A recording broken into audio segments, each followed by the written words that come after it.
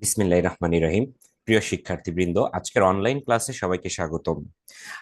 আজকে আমরা এইচএসসি সেক্টরের জন্য একটা ক্লাস নিতে চাই।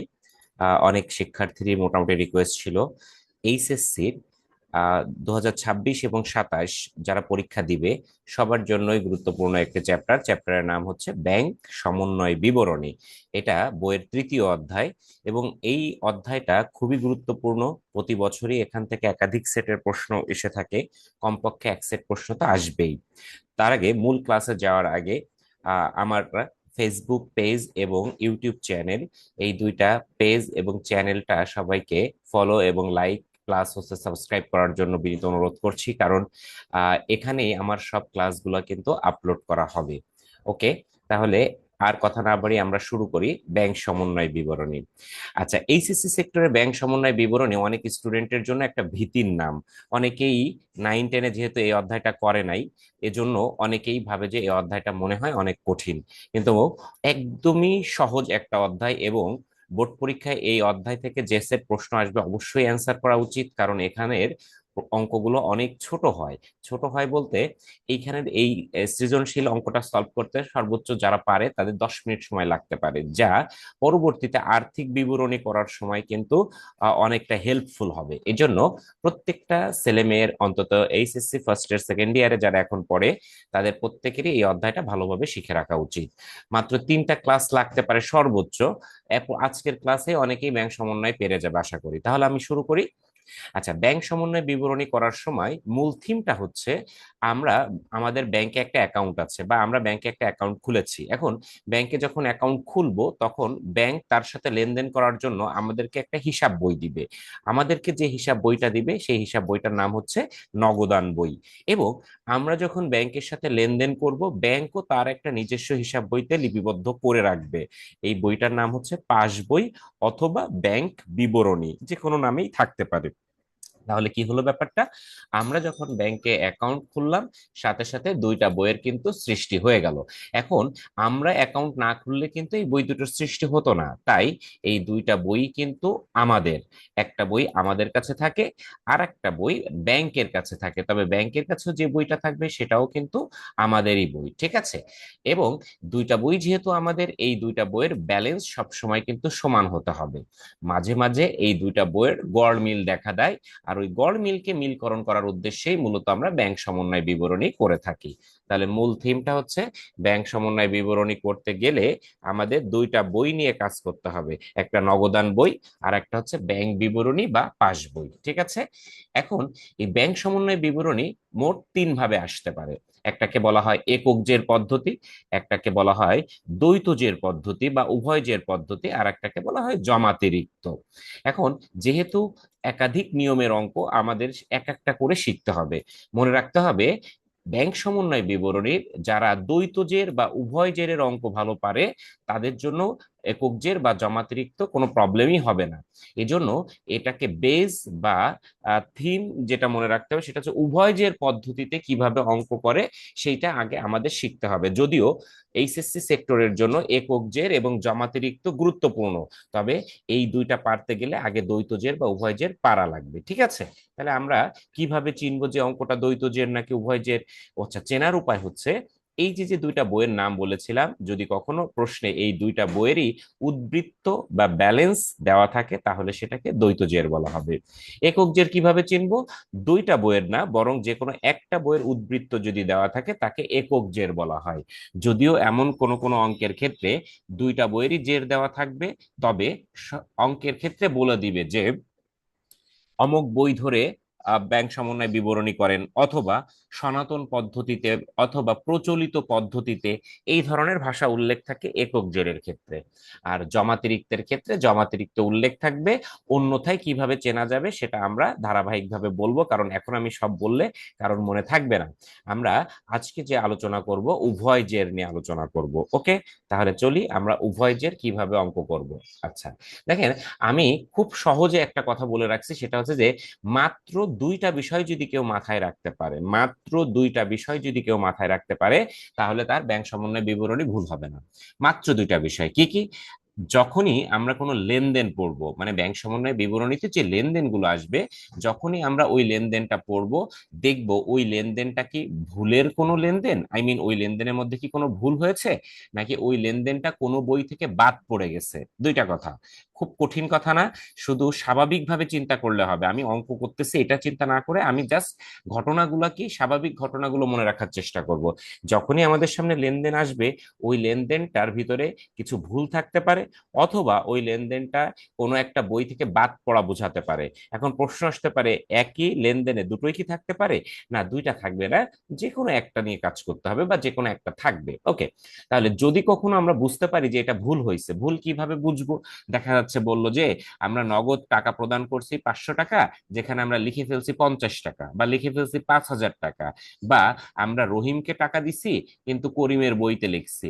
মানে ভুল ব্যাপারটা বোঝা যাবে, যা করার কথা তার থেকে অন্য কিছু করে ফেলাকেই ভুল বলা হয়। আর বাদ পড়া কাকে বলা হয়? যে বই যেহেতু আমাদের দুইটা থাকবে, যে কোনো একটা বইতে লিপিবদ্ধ হয়ে গেছে, তাহলে যে বইতে লিপিবদ্ধ হয়ে গেছে তার অপোজিট বইতে বাদ পড়ছে।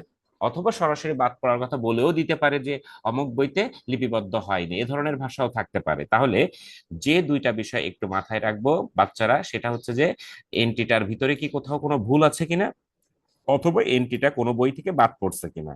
ওকে, এখন আমরা যদি আইডেন্টিফাই করতে পারি যে এটা ভুল, তাহলে যখন ভুল হবে, যে বইতে ভুল হবে আমরা শুধু সেই বইতেই সংশোধন করব। যে বইতে ভুল হবে শুধুমাত্র সেই বইতে সংশোধন, অন্য কিন্তু কোনো বইতে না। আর বাদ পড়া যখন আমরা আইডেন্টিফাই করতে পারবো, যে বইতে বাদ পড়ছে শুধু সেই বইতে লিপিবদ্ধ করব। ওকে, এই ব্যাপারটা আমরা অঙ্কে যে আরো ক্লিয়ার করে দিব। আর যদি কেউ রিস্ক ফ্রি থাকতে চায় যে না, আমি যতগুলো এন্ট্রি আছে সব এন্ট্রি আমি একবারে পারতে চাই, তাহলে এই দুইটার সাথে আর তিনটা কথা একটু আমাদের মনে রাখতে হবে। তাহলে 3 আর 2 5, এই পাঁচটা কথা মনে রাখলে যদি কেউ অঙ্ক না পারে, তাহলে তার কথাটা আমি বুঝে দিব। আচ্ছা, তাহলে আর তিনটা বিষয় কি কি? আর তিনটা হচ্ছে, এমন কিছু এন্ট্রি আসবে যে এন্ট্রিতে হয়তো এই ভাষাগুলো থাকলে অনেক ছেলে মেয়ে বুঝবে না, যদিও এগুলোর ব্যাখ্যা আছে। লেখা হচ্ছে প্রথমে ডিপোজিট ইন ট্রানজিট দিয়ে একটা এন্ট্রি আসলো, লেখলো ডিপোজিট ইন ট্রানজিট টাকা 500। এখন এই কথাটা বললে অনেক ছেলে মেয়ে বুঝবে না যে এটা ভুল নাকি বাদ পড়া। তাহলে আমি এইটা এই এই তিনটা এন্ট্রি একটু মুখস্থ করার জন্য অনুরোধ করব। তবে আমি এই ব্যাপারটা বুঝাই দিচ্ছি, কিন্তু অনেক ছেলে মেয়ে এই বুঝটা নিতে চায় না, এই জন্য সে মনে রাখলে বা মুখস্থ রাখলেও হয়ে যাবে। একটা হচ্ছে ডিপোজিট ইন ট্রানজিট, এটার বাংলা হচ্ছে মধ্যবর্তীকালীন আমানত। এই মধ্যবর্তীকালীন আমানত মানে কি? মানে কোনো একটা টাকা বা কোনো একটা চেক আমরা ব্যাংকে জমা দিয়ে দিছি, কিন্তু ব্যাংক এখনো সেই টাকাটা জমা করে নাই, এইটাকেই ডিপোজিট ইন ট্রানজিট বলে। স্বাভাবিকভাবে আমি যখন জমা দিব ব্যাংক তো জমা করবে, যেহেতু ব্যাংক জমা করে নাই, আমাদের দুই পাশ মেলে নাই, এই জন্য এই এন্ট্রিটা পোস্টিং এর ক্ষেত্রে পাস বই বা ব্যাংক বিবরণীতে সবসময় যোগ করব, কারণ আমি যেহেতু জমা করছি ব্যাংক তো জমা করে দিবে, তাই এটা পাস বইতে যোগ করব। আউটস্ট্যান্ডিং চেক আসতে পারে, এর বাংলা হচ্ছে বকেয়া চেক অথবা অপরিশোধিত চেক। তাহলে এই যে যে নাম, এই নামের যদি আমরা কোনো কিছু পাই তাহলে সবসময় পাস বই থেকে বিয়োগ করে দিব। এখন এইটা কি জিনিসটা কি? আউটস্ট্যান্ডিং চেকটা হচ্ছে আমরা কাউকে চেক দিয়ে দিছি, মানে আমাদের কাছে যারা চেক পেত বা টাকা পেত তাদেরকে আমরা চেক দিয়ে দিছি। এখন আমরা যখন তাদেরকে চেক দিয়ে দিছি, আমরা তো আমাদের বই মানে নগদান বই তো অলরেডি বিয়োগ করে দিছি, যেহেতু আমরা চেক দিয়ে দিছি। এখন ওই চেকটা নিয়ে যখনই ব্যাংকে উপস্থাপন করবে ওই লোকটা, তখন ব্যাংক আমার অ্যাকাউন্ট থেকে ওনাকে টাকা দিয়ে দিবে, এবং আমার অ্যাকাউন্ট মানে পাস বই থেকে কিন্তু বিয়োগ করে দিবে। তাহলে আউটস্ট্যান্ডিং বা বকেয়া চেকটা হচ্ছে আমি চেক দিয়ে দিয়েছি কিন্তু উনি এখনো ব্যাংকে উপস্থাপন করে নাই, এটাই হচ্ছে আউটস্ট্যান্ডিং চেক বা বকেয়া চেক। এখন উনি উপস্থাপন করে নাই বিধায় পাস বই এখনো বিয়োগ করে পারে নাই। যেহেতু আমরা নগদ থেকে বিয়োগ করছি, আমি যদি যখন কাউকে চেক দিয়ে দিলাম তখন তো আমি আমার বই থেকে বিয়োগ করছি, দুইটা বই সমান করার স্বার্থে আমরা এটা পাস বই থেকেও বিয়োগ করে দিব। আর লাস্ট, এনএসএফ চেক, এই এনএসএফ এর ফুল মিনিং হচ্ছে নট সাফিসিয়েন্ট ফান্ড, মানে পর্যাপ্ত তহবিলের অভাব বা অপর্যাপ্ত তহবিল বোঝায় এনএসএফ চেককে। এর আরো অনেক নাম ব্যবহার হতে পারে, অনাদায়ী চেক, অমর্যাদাকৃত চেক, প্রত্যাখ্যাত চেক, অপর্যাপ্ত তহবিল, এরকম অনেক নাম, এই এই কয়টাই নাম, অনেক নাম না, এই কয়টাই নাম ব্যবহার হতে পারে। এই নাম যখন থাকবে তখন আমরা সবসময় ক্যাশ বই বা নগদান বই থেকে মাইনাস করে দিব। আচ্ছা, এখন কথা হচ্ছে যে এই ব্যাপারটা কি, এই ব্যাপারটা আমি একটু বুঝাই দেই। এটা হচ্ছে আমরা কারোর কাছে টাকা পেতাম, সে টাকা না দিয়ে আমাদেরকে চেক দিল, ওকে ফাইন, আমি যখন চেক তার কাছে পেলাম, সাথে সাথে আমার বইতে কিন্তু আমি যোগ করে দিচ্ছি, আমি যেহেতু পাচ্ছি। এখন এই চেকটা নিয়ে তো আর আমি বসে থাকবো না। আমি কি করব, আমি ব্যাংকে যাব, তার অ্যাকাউন্ট থেকে টাকাটা উঠাই নিয়ে আসবো। এখন তার অ্যাকাউন্টে যখন আমি চেকটা দিছি, তখন ব্যাংক আমাকে টাকাটা দিচ্ছে না, বলতেছে যে ইনার অ্যাকাউন্টে পর্যাপ্ত তহবিল নেই। তাহলে পর্যাপ্ত তহবিল যখন ওনার অ্যাকাউন্টে থাকবে না, তখন তো আমাকে টাকা দিবে না। এটাকেই অপর্যাপ্ত অপর্যাপ্ত তহবিল বলা হয়। এখন উনি যখন ব্যাংক যখন আমাকে টাকা দিল না, তখন দেখেন আমি কিন্তু যখন চেকটা পেয়েছিলাম তখন নগদান বই থেকে কিন্তু যোগ করে রাখছিলাম অলরেডি, নগদানে যোগ করে রাখছিলাম, কিন্তু ব্যাংকে যেয়ে দেখলাম যে না, টাকাটা আমরা পাচ্ছি না। তখন আবার কি করতে হবে, যে নগদানে যে যোগটা করে রাখছিলাম এটাকে কারেকশন করার জন্য এখন নগদান বই থেকে বিয়োগ করতে হবে। এই পাঁচটা কথা, উপরের তিন, দুই আর নিচের তিন, এই পাঁচটা কথা আমাদেরকে একটু মনে রাখলে কোনো ব্যাংক সমন্বয়তে প্রবলেম নাই, এবং আপনারা ধরে রাখবেন যে আপনি অলরেডি বোর্ড পরীক্ষায় 10 মার্ক পেয়ে গেছেন ইনশাআল্লাহ। আচ্ছা, তাহলে আমরা এখন প্রশ্নে বা অঙ্কে চলে যাব। অঙ্কে যাওয়ার আগে আর একটা কথা একটু বলে যাই, যেটা আমরা ছোটবেলা থেকে শিখছি, সেটা হচ্ছে যে আচ্ছা, উম, নগদ টাকা যখন আমাদের বৃদ্ধি পেত, নগদ টাকা যখন বৃদ্ধি পেত তখন কিন্তু আমরা নগদান হিসাবকে ডেবিট করতাম, আর নগদ টাকা যখন কমে যেত তখন কিন্তু আমরা নগদানকে ক্রেডিট করতাম। আর এই অঙ্কের ক্ষেত্রে নগদানের কথা যেভাবে মনে রাখতে হবে, ব্যাংকের কথাও একটু মনে রাখতে হবে। মনে রাখতে হবে, ব্যাংক যখন কোনো কিছু ডেবিট করে, ব্যাংক কিন্তু, আমরা না, কিন্তু ব্যাংক কোনো কিছু ডেবিট বা চার্জ করে যখন, তখন ওইটা ব্যাংক বিয়োগ করে ফেলে। ব্যাংক যখন ডেবিট বা চার্জ করে তখন সেটা ব্যাংক বিয়োগ করে। আর ব্যাংক যদি কোনো কিছু ক্রেডিট করে তাহলে ব্যাংক সেটা যোগ করে। যোগ করে মানে যোগ করে ফেলছে। মানে হচ্ছে যে আমরা যেভাবে লেনদেনগুলো লিপিবদ্ধ করি, ব্যাংক তার উল্টা ভাবে করে, কারণ ব্যাংকে যখন টাকা জমা হয় ওটা তো ব্যাংকের সম্পদ না, দায়। এই জন্য ব্যাংক ওটাকে ক্রেডিট করে রাখে, ঠিক আছে? তাহলে ব্যাংক কোনো কিছু ডেবিট বা চার্জ করলে সেটা ব্যাংক অলরেডি বিয়োগ করে ফেলছে, আর ব্যাংক কোনো কিছু ক্রেডিট করলে সেটা অলরেডি ব্যাংক যোগ করে ফেলছে। আর আমরা বলছিলাম যে কোনো একটা বইতে হয়ে গেছে এমন এন্ট্রি আসে, তাহলে মনে রাখতে হবে এটা অন্য বইতে বাদ পড়া বোঝায়। তাহলে ব্যাংক ডেবিট করলে নগদান বই থেকে আমরা বিয়োগ করব, আর ব্যাংক ক্রেডিট করলে নগদান বইতে আমরা যোগ করে দিব। আর কোনো কথা আমি বলবোই না, এবার অঙ্কে চলে যাব। এখানে ছকের একটা দিক নির্দেশনা দিছে, এটা আমরা অঙ্কের মধ্যে যে বলতে পারবো। তাহলে আমাদের 1 নাম্বার একটা অঙ্ক আসছে, এই যে দেখেন 1 নাম্বার।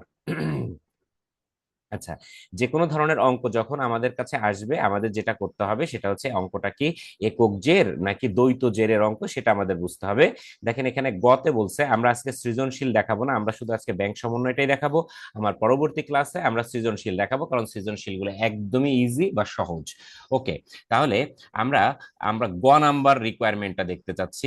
নাম্বারে বলছে দেখেন, উপর্যুক্ত তথ্য হতে, দুঃখিত এটা না, এটা উপরিউক্ত তথ্যের ভিত্তিতে একটি ব্যাংক সমন্বয় বিবরণী প্রস্তুত করো। তাহলে উপরে যে তথ্যগুলো আছে এই তথ্যগুলো দিয়ে একটা ব্যাংক সমন্বয় বিবরণী প্রস্তুত করতে বলছে। এখন কথা হচ্ছে যে এখানে তো একক জের বা উভয় জের কিছু বলে নাই, তাহলে আমাদের দেখতে হবে অঙ্কে জের আছে কয়টা।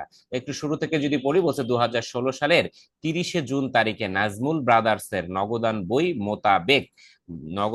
মোতাবেক ব্যাংক জমার পরিমাণ 30,000 টাকা, এবং ব্যাংক বিবরণী মোতাবেক ব্যাংক জমার পরিমাণ 26,500 টাকা। তাহলে দেখেন দুইটা বইয়ের উদ্বৃত্ত কিন্তু কি নাই, মিল নাই। তাহলে দুইটা উদ্বৃত্ত যখন দিয়ে দিবে এবং রিকোয়ারমেন্টে যখন কিছু উল্লেখ থাকবে না, তখন সেই অঙ্কটাকে দ্বৈত জেরের অঙ্ক বলা হয়। আশা করি বুঝতে পেরেছেন। এখন দ্বৈত জেরের অঙ্ক যখন করব, আমাদের একটা ছক লাগবে। এই ছকটা দুই ভাবে করা যায়। এক হচ্ছে সনাতন পদ্ধতির ছক। এখন অনেকেই চিন্তা করতে পারে, আচ্ছা আমরা তো আধুনিক, আমরা কেন সনাতন পদ্ধতি করব? মনে রাখতে হবে, দ্বৈত জেরের অঙ্ক যখন আসবে, কেউ যদি সনাতন পদ্ধতির ছক আঁকে কোনো প্রবলেম নাই। আর একক জেরের অঙ্ক যখন আসবে, তখন আসলে এই সনাতন পদ্ধতির জের করার সুযোগ নেই এই ছক। কেন? কারণ দেখেন এই ছকে দুইটা পার্ট থাকে, এই একটা পার্ট, এই একটা পার্ট। এখন যেহেতু দুইটা পার্ট আছে, আমাকে অবশ্যই দুইটা বইয়ের উদ্বৃত্ত লাগবে। একক জেরের ক্ষেত্রে তো আর দুইটা বইয়ের উদ্বৃত্ত থাকে না। এই জন্য একক জেরের ক্ষেত্রে আমাদের যেটা করতে হয় সেটা হচ্ছে যে এই ছক দিলে হবে না। যাই হোক, আমি আজকে এরকম একটা ছকে করাই, এর পরের দিন আমি কি বলে ওটাকে, আধুনিক পদ্ধতির ছকটাও একটু দেখাই দিব। তাহলে শুরু করি। আমি প্রথমে একটা ছক এঁকে ফেলেছি। এই ছকের হেডিং করেছি পাস বই অনুযায়ী ব্যাংক জমার উদ্বৃত্ত। যদিও অঙ্কে ব্যাংক বিবরণী ছিল, আমরা এখানে ব্যাংক বিবরণী দিয়ে দিই। পাস বই আর ব্যাংক বিবরণী কিন্তু একই কথা, দুইটার ভিতরে কিন্তু কোনো পার্থক্য নাই। তাহলে ব্যাংক বিবরণী মোতাবেক বা অনুযায়ী ব্যাংক জমার উদ্বৃত্তর জন্য একটা হেডিং থাকবে, আর নগদান বই অনুযায়ী ব্যাংক জমার উদ্বৃত্তর জন্য আর একটা হেডিং থাকবে। আমরা এই পাশে ব্যাংক সম্পর্কিত সব লেনদেনগুলো পোস্টিং দিব, আর এই পাশে সব নগদান বই রিলেটেড পোস্টিং দিব। তাহলে আমরা শুরু করি এন্ট্রি। ওকে, শুরুতেই আমাদের যেটা করতে হবে সেটা হচ্ছে এই যে যে দুইটা উদ্বৃত্ত আছে, এই দুইটা উদ্বৃত্তের টাকা বসাবো আমরা। তাহলে প্রথমে বলছে দেখেন নগদান বই মোতাবেক, তাহলে নগদান বই মোতাবেক আমরা এখানে 30,000 টাকা বসাই দিলাম। আচ্ছা, বাংলায় লিখতে হবে, এখানে ইংলিশে লিখলে হবে না, বাংলায় লিখবো আমরা। এই এই 30,000 টাকা।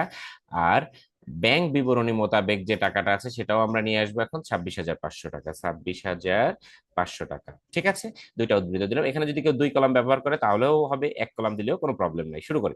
আচ্ছা, প্রথমেই বলছে জুন মাসে ব্যাংক 300 টাকা সার্ভিস চার্জ কর্তন করেছে। দেখেন, একদম এই টাইপের এন্ট্রি আমরা একটু আগে দেখছি যে ব্যাংক যদি কখনো কোনো কিছু চার্জ করে, বলেও দিছে কর্তন করেছে, কর্তন মানে কি, কেটে নেওয়া কিন্তু। ঠিক আছে। আচ্ছা, এখন এই যে যখন লেনদেনটা আসলো, আপনার জানতে হবে এই লেনদেনটা কি ভুলের এন্ট্রি নাকি বাদ পড়ার এন্ট্রি। দেখেন এখানে কোথাও কোনো ভুল লেখা নাই। ব্যাংক জুন মাসে সার্ভিস চার্জ দিচ্ছে, তা নিবে তো। ব্যাংক যখন আমাকে সার্ভিস দিচ্ছে, ব্যাংক তো টাকা নিবেই। তাহলে ব্যাংক যখন টাকাটা নিয়ে নিল আমার কাছ থেকে, এইটা তো আমাকে ফোন করে আমার পকেট থেকে বলবে না যে আমাকে 300 টাকা দেন। ব্যাংক কিন্তু এটা বলবে না। তাহলে কি করবে, ব্যাংকে আমার তো অ্যাকাউন্ট আছে, ওই অ্যাকাউন্ট থেকে কর্তন করে নিয়ে গেছে, মানে কেটে নিয়ে গেছে। আচ্ছা, ব্যাংক যখন টাকাটা কেটে নিয়ে গেছে তখন আমার অ্যাকাউন্ট বা আমার ব্যাংকের টাকার পরিমাণ বাড়ছে না কমছে বলেন? অলরেডি কমে গেছে। তাহলে এন্ট্রিটা কি ভুল নাকি বাদ? অনেকেই উত্তর দিতে পারবে আমার সাথে, এন্ট্রিটা বাদ পড়া। কেন? যেহেতু ব্যাংকে অলরেডি লিপিবদ্ধ হয়ে গেছে, তাহলে আমাদের তো দুইটা বই, নগদান বইতে বাদ পড়ে গেছে, তাহলে আমাদের কাজ হচ্ছে এখন এটা নগদান বইতে লিপিবদ্ধ করতে হবে। তাহলে আমি আরেকবার বলছি, জুন মাসে ব্যাংক 300 টাকা সার্ভিস চার্জ কর্তন করেছে। ব্যাংক যখন কোনো চার্জ কর্তন করে, ব্যাংক আমার অ্যাকাউন্ট থেকে ওই টাকাটা কেটে নিয়ে যায়। তাহলে স্বাভাবিকভাবে ব্যাংক বা পাস বইতে অলরেডি টাকাটা কিন্তু বিয়োগ হয়ে গেছে। তাহলে এই এন্ট্রিটা বাদ পড়ছে কোন বই থেকে? নগদান বই থেকে। তাহলে এন্ট্রিটা আমরা নগদান বই থেকে কি করব, বিয়োগ করব। কারণ দুই বই যেহেতু সমান হতে হবে, ওই বইতে যা হবে এই বইতেও কিন্তু তাই করতে হবে সমান করার জন্য। তাহলে আমরা নগদান বইতে বিয়োগের ঘরে চলে যাব, 1 নাম্বার এন্ট্রিটা। হ্যাঁ। আচ্ছা, এন্ট্রি নাম্বারটা দিলে সুবিধা হয় কি, এন্ট্রি নাম্বারটা দিলে তো সুবিধা হচ্ছে স্যাররা ভিতরে কি লিখলাম সেটা নিয়ে খুব বেশি প্রেসার দিবে না। আচ্ছা, আমি লিখলাম সার্ভিস চার্জ বা ব্যাংক সার্ভিস চার্জ, এটা লিখে টাকাটা আমরা বসাই দিব 300 টাকা। তাহলে 300 টাকা। যদি কেউ চায় যে এইখানে বিয়োগের চিহ্ন দিবে, আই মিন ব্র্যাকেট দিয়ে দিবে, তাতেও কিন্তু কোনো ঝামেলা নেই। আবার যদি কেউ চায় আমরা ব্র্যাকেট দিব না, এখানে যেহেতু বিয়োগ অবস্থায় আছে সেহেতু বিয়োগ তো হবেই, তাতেও কিন্তু কোনো সমস্যা নাই। ঠিক আছে। আচ্ছা, এর পরের এন্ট্রিটাই যাই। বলছে পাওনাদারের বরাবর ইস্যুকৃত 2,500 টাকা, পাওনাদার বরাবর ইস্যুকৃত, ইস্যু মানে কি, মনে রাখতে হবে, ইস্যু মানে কিন্তু প্রদান করা, দিয়ে দেওয়া। তাহলে পাওনাদার বরাবর ইস্যুকৃত 2,500 টাকার একটা চেক ভুলে ব্যাংক 5,200 টাকায় ডেবিট করেছে। আচ্ছা, ব্যাংক ডেবিট করা মানে কিন্তু ব্যাংকে বিয়োগ হয়ে গেছে। ব্যাংক ডেবিট করা মানে কিন্তু ব্যাংকে বিয়োগ হয়ে গেছে, মনে রাখতে হবে। তাহলে এখানে কি হলো, পাওনাদার বরাবর ইস্যুকৃত 2,500 টাকার একটা চেক, মানে আমরা পাওনাদারকে 2,500 টাকা দিয়েছিলাম, কিন্তু ব্যাংক সেটা ভুল করে 5,200 টাকায় ডেবিট করেছে। তাহলে স্বাভাবিকভাবে আমি যখন 2,500 টাকা দিছি, তখন আমরা এই 2,500 টাকা কি করব বলেন তো, আমাদের বই থেকে বিয়োগ করে দিব, আমাদের বই থেকে, কিন্তু আমরা যেহেতু দিছি। কিন্তু এই চেকটা নিয়ে যখন ব্যাংকে যাবে, ব্যাংকওয়ালারা কত টাকা মাইনাস করবে বলেন তো? ব্যাংকওয়ালারাও কিন্তু 2,500 টাকা মাইনাস করবে, কিন্তু ব্যাংক ভুল করে 5,200 টাকায় মাইনাস করে ফেলছে। তাহলে এখানে এন্ট্রিটা যে ভুল বলা বোঝা যাচ্ছে না? কোথায় ভুল হলো? ব্যাংকে ভুল হয়েছে। কি ভুল হয়েছে? যা বিয়োগ করার কথা তার থেকে বেশি বিয়োগ করে ফেলছে কে? ব্যাংক। তাহলে কারেকশনটাও হবে কিন্তু ব্যাংকে। তাহলে আমরা এখন ব্যাংকে কি করব একটু সবাই বলেন তো? 2,500 টাকা বিয়োগ হওয়ার কথা, 5,200 টাকা বিয়োগ করছে। তাহলে যে টাকাটা বেশি বিয়োগ করে ফেলছে ব্যাংক, এখন সেই টাকাটা কি করবে? যোগ করে দিবে। তাহলে এটা আমরা ব্যাংকের ব্যাংকের যোগের ঘরে যে 2 নাম্বার এন্ট্রি দিয়ে লিখবো, কি লিখবো, ব্যাংক কর্তৃক ভুল, অথবা পাওনাদার, এই যে বড় করেও লিখতে পারবেন। এখানে লেখা নিয়ে তেমন খুব একটা প্রেসার নাই, লেখাটা কোন রকম যে এন্ট্রিটা আসতেছে তার কাছাকাছি গেলেই কিন্তু হয়ে যাবে। লেখা নিয়ে কেউ কোনো ঝামেলা করার দরকার নেই, লেখাটা আপনি যা দিবেন তাতেই মার্ক পেয়ে যাবেন। এন্ট্রি নাম্বার দিব, ব্যাংক কর্তৃক ভুল লিখবো, একটু ইনার কলামে দেখাই দিব যে 5,200 মাইনাস 2,500, তাহলে 2700 টাকা হবে এটা। হ্যাঁ, তাহলে 2700 টাকা। ওকে। তাহলে এটা আমরা কেন করলাম এখানে? কারণ এটা একটা ভুলের লেনদেন। বলছিলাম যে বইতে ভুল হবে সেই বইতেই সংশোধন করতে হবে, তাই আমরা সেই বইতেই সংশোধন করলাম। ওকে, তারপর এন্ট্রি, ব্যাংক সুদ মঞ্জুর করেছে। আচ্ছা, মানে ব্যাংকে আমার যে টাকাটা আছে ওই টাকার জন্য ব্যাংক আমাকে সুদ দিচ্ছে। এখন ব্যাংক যখন সুদ দিবে তখন তো আমাকে ফোন করে ডেকে আমার হাতে দিবে না, তাহলে কি করবে? ব্যাংক আমার যে ব্যাংকে অ্যাকাউন্ট আছে ওই অ্যাকাউন্টে যোগ করে দিবে। আই মিন আমার যে ব্যাংক বিবরণী বা পাসবই আছে সেখানে যোগ করে দিবে। যোগ করে দিবে মানে কি, যোগ করা অলরেডি হয়ে গেছে। এখন এই এন্ট্রিটা ভুল নাকি বাদ, দেখেন এখানে ভুলের কোনো কথা আছে? যে ভুল হলে কিন্তু বোঝা যায়, তাহলে এখানে কোনো ভুলের কথা নাই, তাহলে এটা বাদ পড়ার লেনদেন। কোথা থেকে বাদ পড়ছে আগে দেখি, কোথায় লিপিবদ্ধ হয়েছে। দেখেন ব্যাংক যখন সুদ মঞ্জুর করছে, ব্যাংক কিন্তু আমাকে টাকাটা অলরেডি দিয়ে দিছে। তাহলে ব্যাংক যখন আমাকে টাকা দিয়ে দিছে, ব্যাংকে যোগ হয়ে গেছে, আমরা আমাদের বইতে যোগ করে দিব। তাহলে নগদান বইয়ের যোগের ঘরে চলে যাব, ওখানে যে 3 নাম্বার এন্ট্রি দিয়ে লিখবো ব্যাংক সুদ লেখা যেতে পারে, অথবা ব্যাংক সুদ মঞ্জুরও লেখা যেতে পারে। লেখা নিয়ে ঝামেলা খুব একটা করার দরকার নেই। তাহলে 500 টাকা। ওকে, এখানে কমা দেওয়ার দরকার নেই। আচ্ছা, এরপরে ব্যাংকে জমাকৃত চেক প্রত্যাখ্যাত হয়েছে। এই যে আমি কিন্তু প্রত্যাখ্যাতর কথা বলেছিলাম।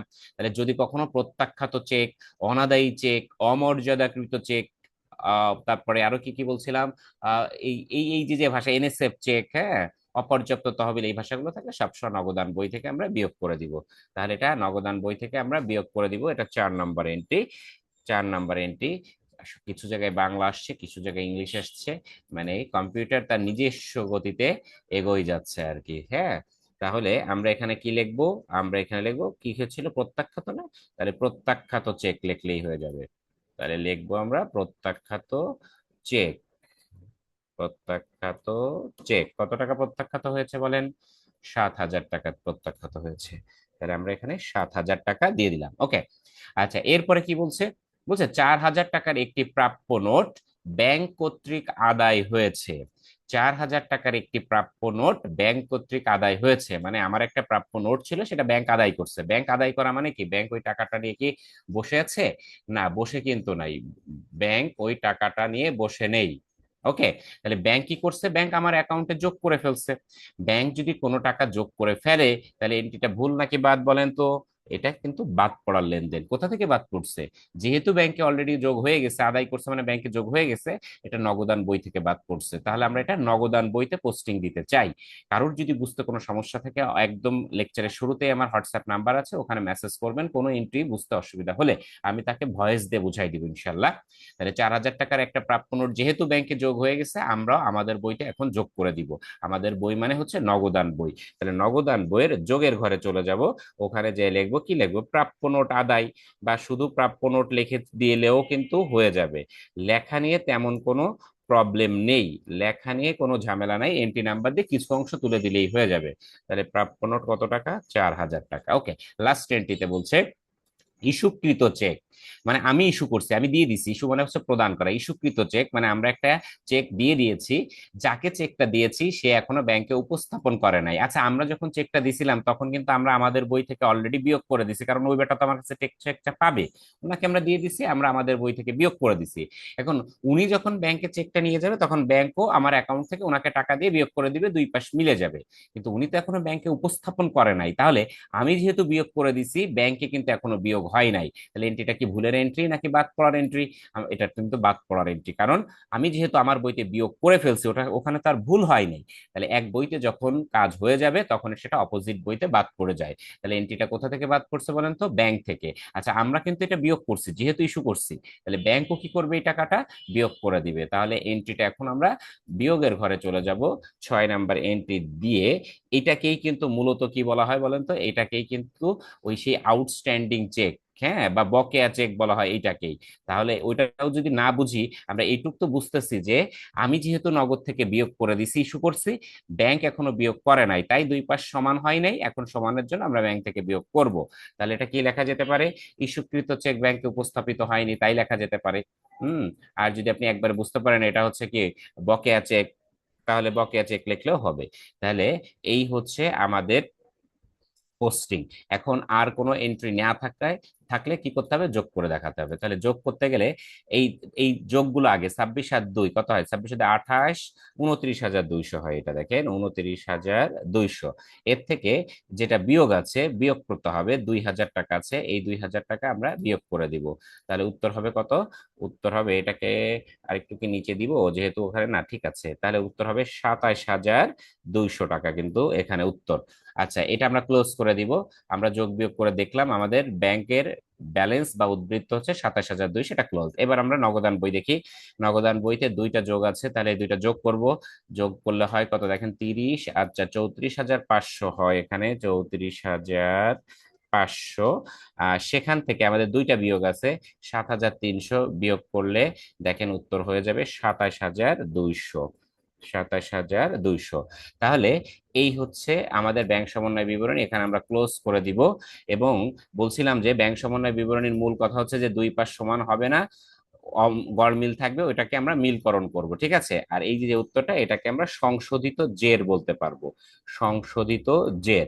আশা করি যারা এর আগে ব্যাংক সমন্বয়কে ভয় পেত, আজকের ক্লাসটা করার পর তারা অতটা আর ভয় পাবে না।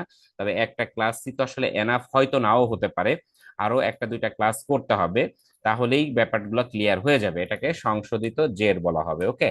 তাহলে এই হচ্ছে আমাদের দ্বৈত জেরের অঙ্ক, ব্যাংক সমন্বয় বিবরণের দ্বৈত জেরের অঙ্ক, ওকে। এখন দ্বৈত জের যারা ভালো পারবে তারা একক জেরও পারবে। আমি একটা অঙ্ক হোমওয়ার্ক দিতে চাই, যারা আমার ক্লাসটা করলো প্রথম থেকে শেষ পর্যন্ত, তারা এই 2 নাম্বার অঙ্কটা একটু করার চেষ্টা করবে। 2 নাম্বার অঙ্কটা যারা পরের ক্লাসে যখন আমি করব, তখন আহ এটা নিয়ে যদি কোনো সমস্যা থাকে অবশ্যই আমাকে মেসেজ করবে অথবা কমেন্ট করবে। তারা তাদের সমস্যাগুলো আমরা পরের ক্লাসে সমাধান করে দিব, ওকে। তাহলে আজকে এ পর্যন্তই থাকুক। আহ অঙ্ককে ভয় না পেয়ে স্বাভাবিকভাবে বা নিয়ম অনুযায়ী বা অঙ্কের বেস গুলো যদি আমরা শিখতে পারি, তাহলে যে কোনো ধরনের অঙ্কই আমাদের কাছে ইজি হয়ে যাবে, ওকে। তাহলে ভালো থাকবেন পরবর্তী ক্লাস পর্যন্ত। ভালো থাকেন, সুস্থ থাকেন। আবার দেখা হবে পরবর্তী কোনো একদিন ক্লাসে। আল্লাহ হাফেজ।